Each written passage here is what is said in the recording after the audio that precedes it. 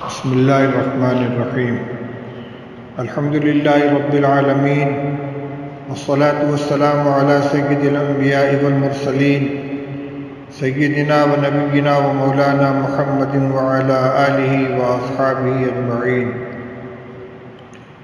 اما بعد اعوذ باللہ من الشیطان الرجیم بسم اللہ الرحمن الرحیم کل نفس ذائقۃ الموت صدق اللہ العلی العظیم۔ بزرگان محترم، عزیزوں اور بھائیوں، آج صبح سحری کے بعد جو سب سے المناک پہلی خبر ملی وہ دارالعلوم دیوبند کے قدیم ترین استاد گرامی قدر حضرت مولانا مفتی سعید احمد صاحب پالنپوری رحمۃ اللہ علیہ کے حادثے وفات کی اطلاع تھی۔ واقعہ یوں ہوا کہ امسال ماہ رجب میں مفتی صاحب کو ایک عارضہ لاحق ہوا کہ گفتگو کرتے کرتے اچانک زبان بند ہو جاتی تھی، بولنا چاہتے تھے مگر آواز نہیں نکلتی تھی۔ اسی حال کے اندر بخاری شریف کا آخری سبق بھی ہوا جس کی ریکارڈنگ طلبہ نے موبائل کے اوپر وائرل بھی کی۔ چیخ پکار، آہ بکا و گریہ‌وزاری کا ایک عالم طاری تھا تمام طلبہ کے اوپر۔ حضرت مفتی صاحب رحمۃ اللہ علیہ نے سبق مکمل کیا اور فوراً اپنے صاحبزادے کے ساتھ بمبئی کا سفر کیا۔ اس سے پہلے ان کا آپریشن بھی بمبئی میں ہوا ہے، کامیاب آپریشن ہوا تھا، اور اس کے علاوہ کئی بار چیک اپ کے لیے بھی ممبئی جا چکے تھے۔ وہاں ان کی صاحبزادی کا مکان بھی ہے۔ مفتی صاحب بمبئی تشریف لے گئے اور ان کے جانے کے چند ہی دنوں کے بعد ملک میں لاک ڈاؤن نافذ ہو گیا اور ان کی واپسی دیوبند نہیں ہو سکی۔ اس درمیان ان کے بیان کا بھی سلسلہ جاری رہا، مجلسیں بھی قائم ہوتی رہی۔ کوئی بیماری کی خاص علامت نہیں تھی۔ جس بیماری میں پہلے مبتلا تھی یعنی زبان بندی کی شکایت، اس کا سمٹم پکڑ لیا گیا، اس کا علاج بھی ہوا اور الحمدللہ اس سے افاقہ ہو گیا تھا۔ ادھر چند روز پہلے طبیعت خراب ہوئی، ان کو اسپتال میں داخل کیا گیا اور ایک ہی 2 دن کے اندر حالت سیریس ہو گئی۔ کل یہ خبر لگی کہ ان کے پھیپھڑے میں پانی آ گیا ہے۔ رات ان کے صاحبزادے سے بات ہوئی، انہوں نے بتلایا کہ آکسیجن کے اوپر رکھ دیا گیا ہے۔ آج صبح سحری کے بعد 4 بجے گفتگو ہوئی تو بتلایا کہ اسپتال میں جو صاحب خدمت میں معمور تھے انہوں نے یہ بتلایا کہ ڈاکٹر کے کہنے کے بموجب 2% آرام ہے، سانس لینے میں دقت جو تھی اس میں 2% کی کمی ہے۔ تھوڑی دیر بعد تھوڑا سا آرام کر کے میں اٹھا، 7:30 بجے مولانا محمود صاحب راجستھانی رکن شورا دارالعلوم دیوبند کا فون آیا کہ حضرت مولانا مفتی سعید احمد صاحب کے انتقال کی خبر موبائل پہ چل رہی ہے، ذرا تحقیق کیجیے۔ میں نے موبائل اٹھایا تو واقعی اس میں خبر تھی۔ بمبئی سے رابطہ کیا گیا، معلوم ہوا کہ 6:30 بجے حضرت مفتی صاحب کا انتقال ہو گیا۔ اسی وجہ سے آج معمول کے مطابق روزانہ کا درس حدیث بھی ریکارڈ نہیں ہو سکا۔ مفتی سعید احمد صاحب رحمۃ اللہ علیہ دارالعلوم دیوبند کے بہت قدیم اساتذہ میں سے ہیں۔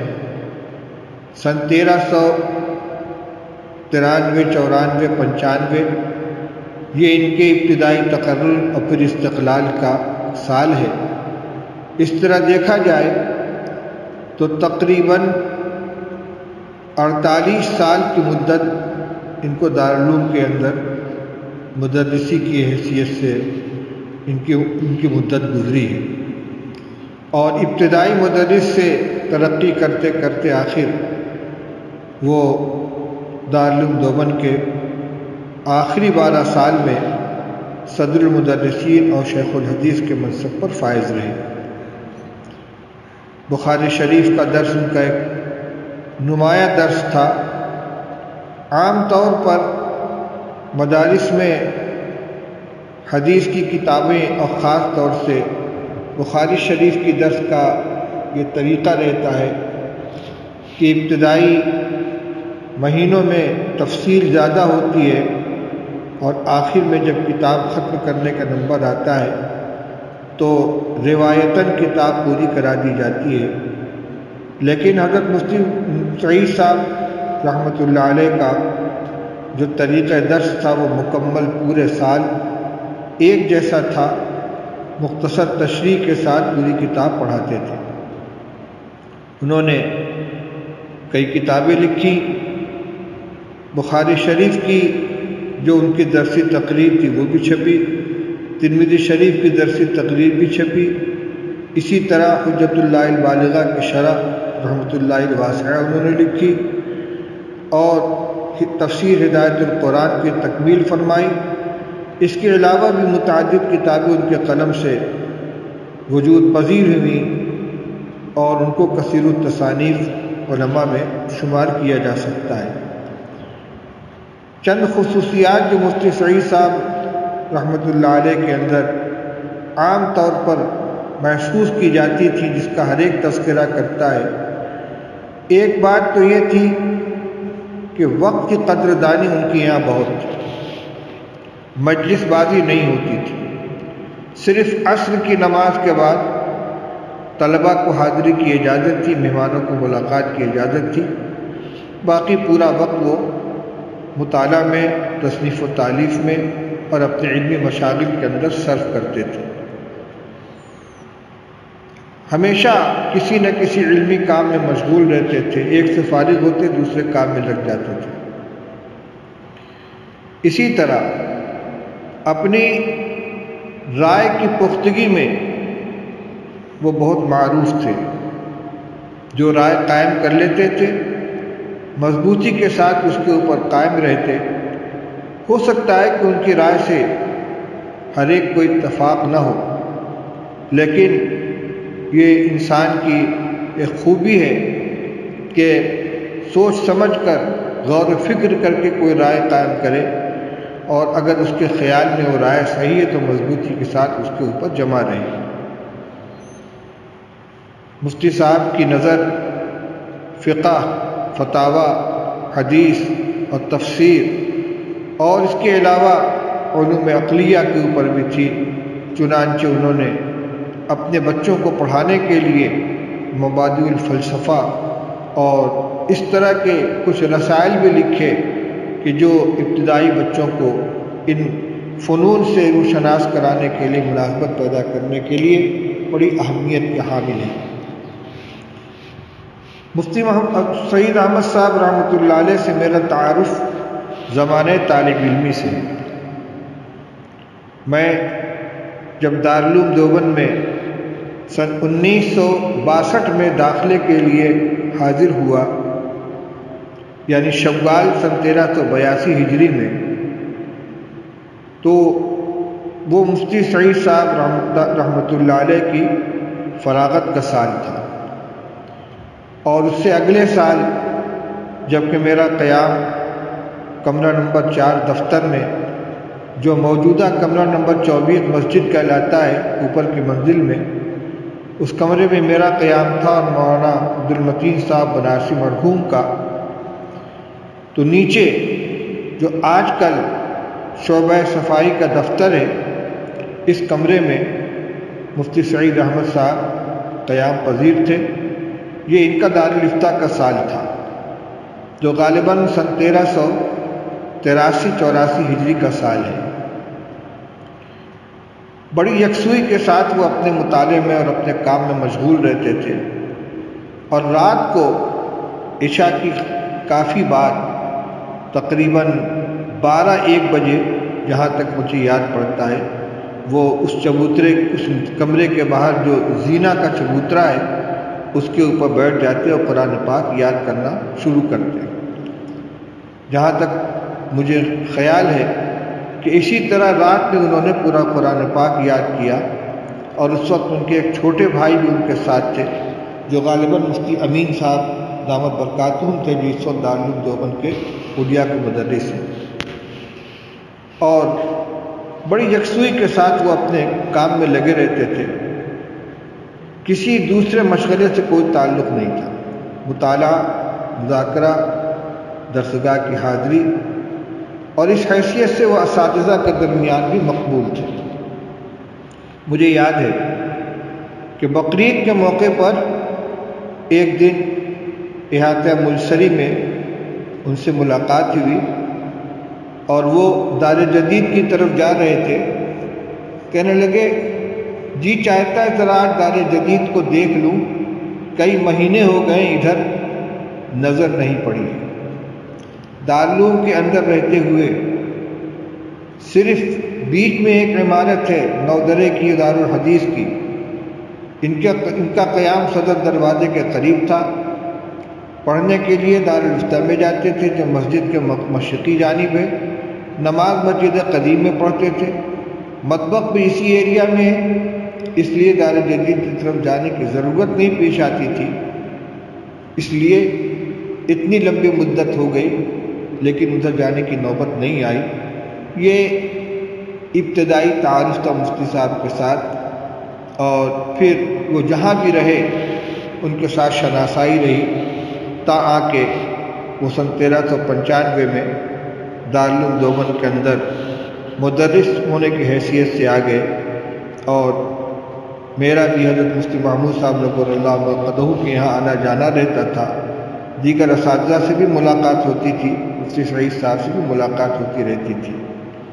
پھر سن 1992 میں جب دارالعلوم دیوبند کی مجلس شورا کی رکنیت ملی تو اس کے بعد سے مفتی صاحب سے اور قریبی تعارف ہوا۔ سن غالباً آج سے تقریباً 12 سال پہلے جب حضرت مولانا نصیر احمد خان صاحب رحمۃ اللہ علیہ نے اپنی پیرانہ سالی کی وجہ سے بخاری شریف پڑھانے سے معذرت کر لی، تو حضرت مولانا مرغوب الرحمن صاحب نور اللہ مرقدہ، جو ایک جہاں دیدہ تجربے کار اور بڑے سنجیدہ و باوقار محتمم تھے، انہوں نے 30 سال تک اس مسند کو زینت بخشی، بڑی کامیابی کے ساتھ اہتمام کو نبھایا۔ انہوں نے مفتی سعید احمد صاحب کو بلا کر بخاری شریف کی تدریس ان کے حوالے کی، اور اتفاق سے اس وقت میں اسی جگہ موجود تھا۔ کسی ضرورت سے حضرت محتمم صاحب نے مشورہ کرنے کے لیے مجھ کو بنارس سے بلوایا تھا، اور مفتی منظور احمد صاحب کانپوری رحمۃ اللہ علیہ کو بھی بلوایا تھا۔ مفتی صاحب تو دہلی تک پہنچے، دیوبند نہیں آ سکے، لیکن میں حضرت محتمم صاحب کی خدمت میں حاضر تھا۔ میری موجودگی میں انہوں نے مفتی سعید احمد صاحب کو بلوایا اور ان سے کہا کہ مولانا نصیر احمد خان صاحب نے بخاری شریف پڑھنے سے معذرت کر دی ہے، بخاری شریف کو سبق آپ کو پڑھانا ہے۔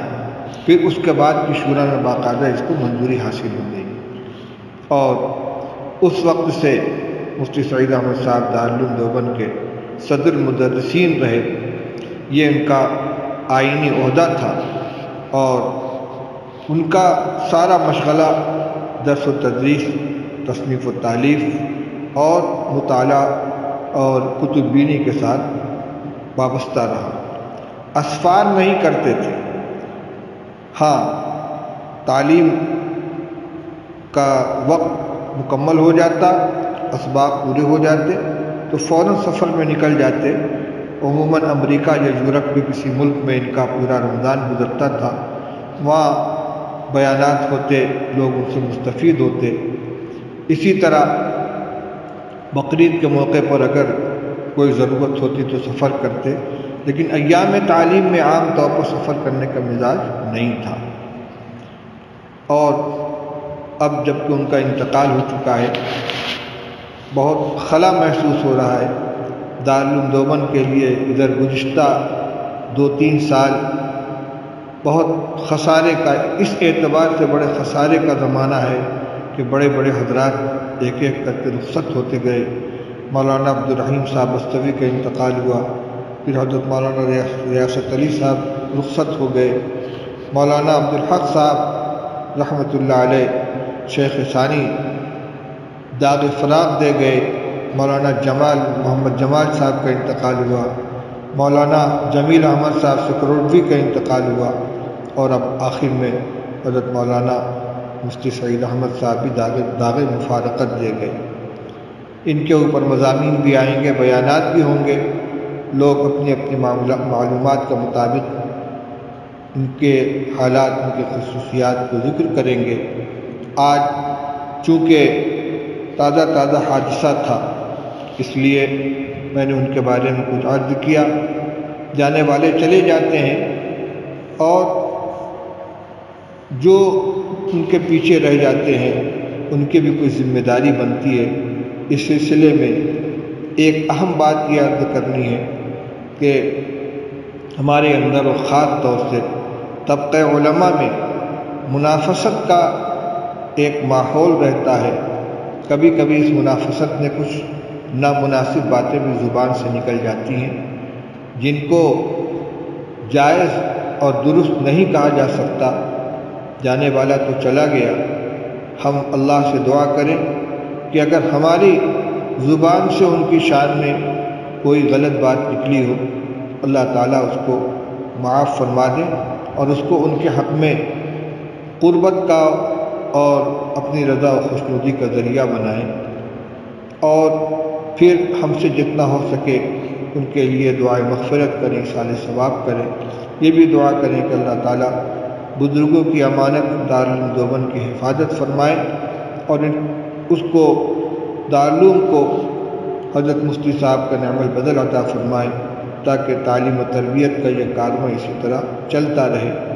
اور ہم جو لوگ ان کے پیچھے رہ گئے ہیں، ہمارا بھی یہ وقت قریب ہے۔